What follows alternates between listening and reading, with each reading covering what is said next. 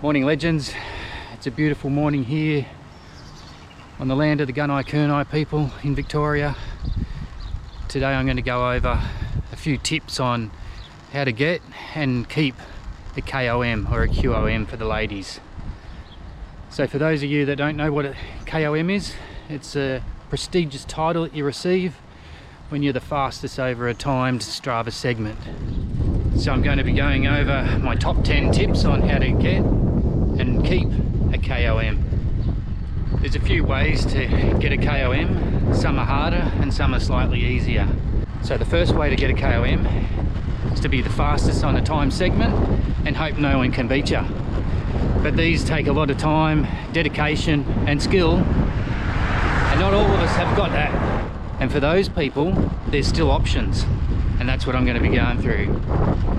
So please like, subscribe and comment and whack that little notification bell before we get into the detail. Tip number 1, always use your creativity.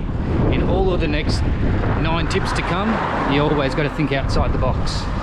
Tip number 2, always try and create your Strava segments as long as you possibly can.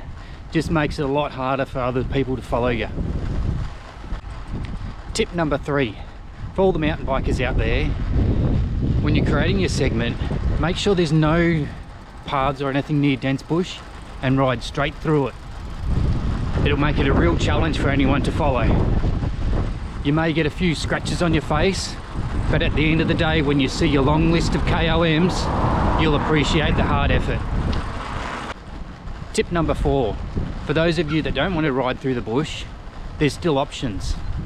If you're riding on existing segments, just join them up in a complex combination so it becomes almost impossible to follow, even for yourself.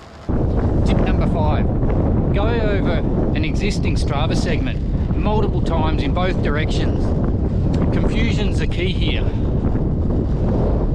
Tip number 6, while riding downhill, stop halfway down and start riding back up.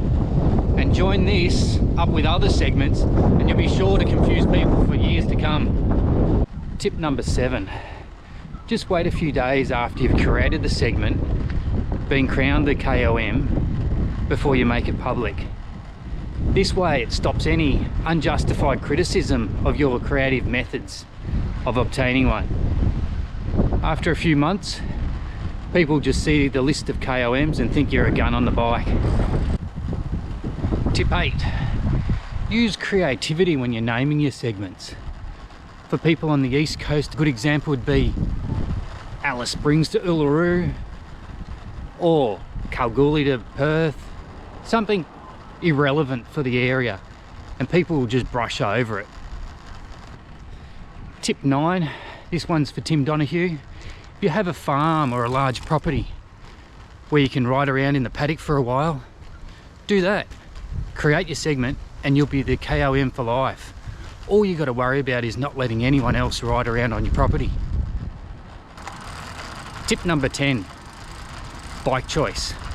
Sometimes a balance bike might be better than 160mm specialised enduro, but it'll all come down to the trail. Review it before you ride it.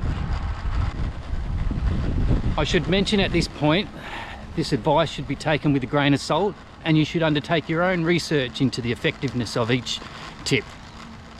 It's always high risk taking advice from strangers on the internet. Happy riding, and I hope you get a hat trick of KOMs in your next ride. See you next time.